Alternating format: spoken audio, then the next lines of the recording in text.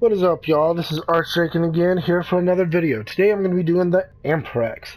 And yes, what are you thinking? Amprex? Why would I use this? For two reasons. One, it's amazing for any type of infested. And two, it does chain lightning damage and red critical damage. And when you're like, well, doesn't the Synapse do the exact same thing that infested weapon in my dojo? Well, yeah, but it doesn't do chain lightning like the Amprex does. That's why this is one of the top electric weapons out there. Now, yeah, I do have 6 formas on here, and you're like, oh my god, why would I even spend all my formas on the Amprex? You'll see shortly, but let's go through the build first. So obviously we're going to start out with Serration for damage, Split Chamber for multi-shot, Heavy Caliber for damage. Now it has a negative accuracy. It's not going to affect the Amprex almost at all. Actually, it doesn't affect it at all. I'll just put it out there. Not at all. Vital Sense for that critical damage. You want to get that multiplier up to 4.4. And then we're going to go with Point Strike for that critical chance. Now you're thinking, critical chance, why not use Argon Scope? Two reasons.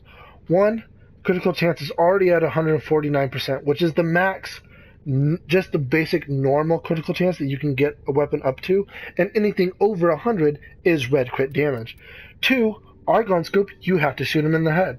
Now, yes, with the Amprex and the Chain Lightning, you're going to hit the head pretty much all the time, and why wouldn't I use it? Well, I haven't seen a difference in damage between using the Argon Scope and Point Strike. Why would I want to aim and have to deal with a 9 seconds wall aiming to get red crit damage when I can just get it with just a basic mod? Then we're going to do critical delay. Now, critical delay is going to add another 48% critical chance damage, or critical chance, not damage, my bad, to boost me up to that 149. Now, it does a negative fire rate as well. Now you're thinking, well, the Amprex goes through ammo so quick, how am I going to be able to sustain the Amprex without running through ammo like crazy? There it is, the fire rate. It's slow, you're still going to kill the enemies at just about the exact same rate, and then it's going to shoot so slowly that you're not going to run out of ammo as quickly. And then obviously we have the elemental mods. The Amprex starts off with like 61.3 per electricity already, so I like to keep on Stormbringer for pretty much everything. And then the only thing I really swap out is going to be where the Cryo Realms is. So I got magnetic damage right here. I can switch to radiation, or I can switch to corrosive. Now you can take out the Stormbringer if you wish and replace it with something else, but you're going to go from 171 on that elemental damage to 110. My opinion, that's kind of a big thing, so I like to keep that on. What I am going to do is I'm going to go ahead and take this out to the mission real quick, just so you guys can see. Looks like one of my guys wants to play. We're going to go ahead and jump into a Pluto. Don't worry, I'm not going to do the whole mission. I'm actually just going to jump out. What I'm doing is I just want to show you guys Infested, as that's what the Amprex is primarily based for. Yeah, you can use them for pretty much the Grenier or the Corpus.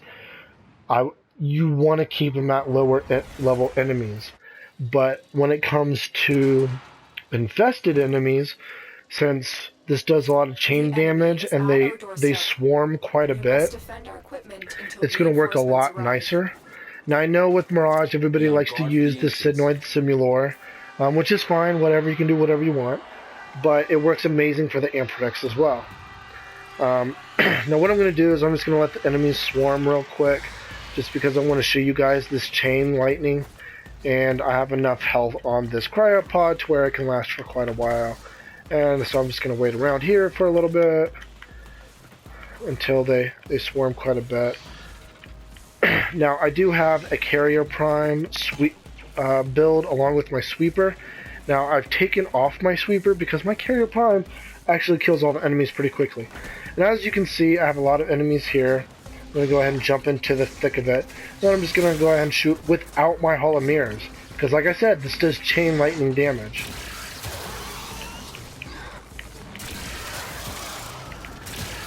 As you can see, I'm just shooting short bursts. I'm at 59, which means I only used about 40 ammunition, and it does chain lightning.